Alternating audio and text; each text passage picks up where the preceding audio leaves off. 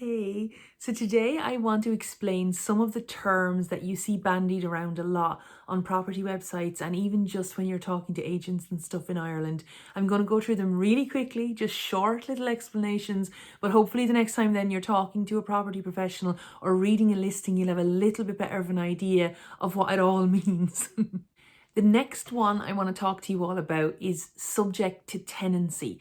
Now, this is one of those things that crops up a lot on auction sales, on the big portal websites and stuff. And it's one of those things that can be a little bit confusing if you don't 100% know what it means. So what it means basically is that there is a sitting tenant in the property right now, and instead of the person selling the house deciding that they want to remove the tenant before they sell the house, they decide that they're going to leave the tenant in situ, and that you can then obviously get the earnings from the tenant when you buy the house.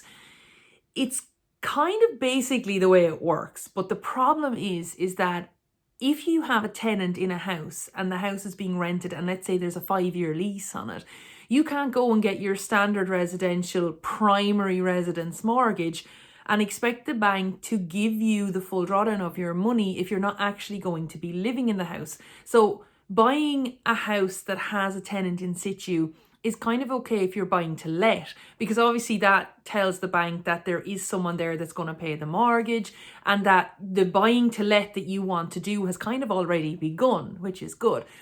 But if you're buying a house as your own home, you need to be very, very wary of these kind of properties. Just keep in mind that the tenant has rights. They may be left there and the house may be being sold because they have rights that don't suit the sale. And it's not a given that you're going to just be able to click your fingers and they just move out and you move in. So always look into this in detail. Even if the tenant is a good payer and they've got good rent, you have to keep in mind that you have no history with this tenant. You didn't design up the lease when they came here first. You have no idea how good of a tenant they are. This is just sometimes can be a bit of a can of worms. And at the end of the day, if the bank isn't going to give you your drawdown of your money because there's a tenant in the house, you can't prove you're going to live in it full time, then the house may not necessarily be a viable option for you. Okay, last but not least for today is AMV. Now, we see this come up a lot. It is the assumed market value of the house. It is not the assumed minimum value of the house. It's the assumed market value of the house. And basically what this is it's a calculation that the estate agent does before the house is put up for sale, where they make their best efforts to say what they think the house is worth. Now, this price is not the reserve price that a house is going to go for at auction. It is not the sale price that the house is going to go for. All of these can be different. And it's not necessarily a given that if they're different, that it's something wrong on the estate agent's behalf.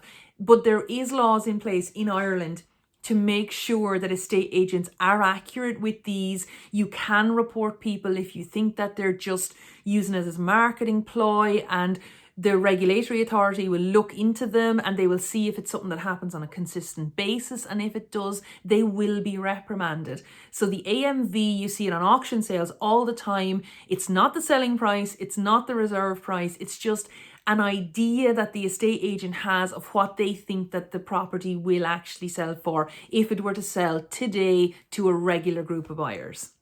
There are a world of terms other than these ones that I've just gone through today. I'll gather up some more, I'll do a bit more research, and I'll have another couple back to you in a little while. If you like this type of video and it helps you on your property journey, give me a thumbs up for me.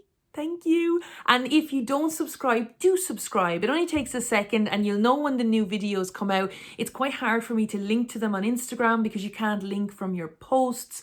So you sometimes tend to miss them if you're only checking in with me on Instagram. So if you don't use YouTube, start using it because it's worth your while, even just to learn this sort of stuff. Until next time.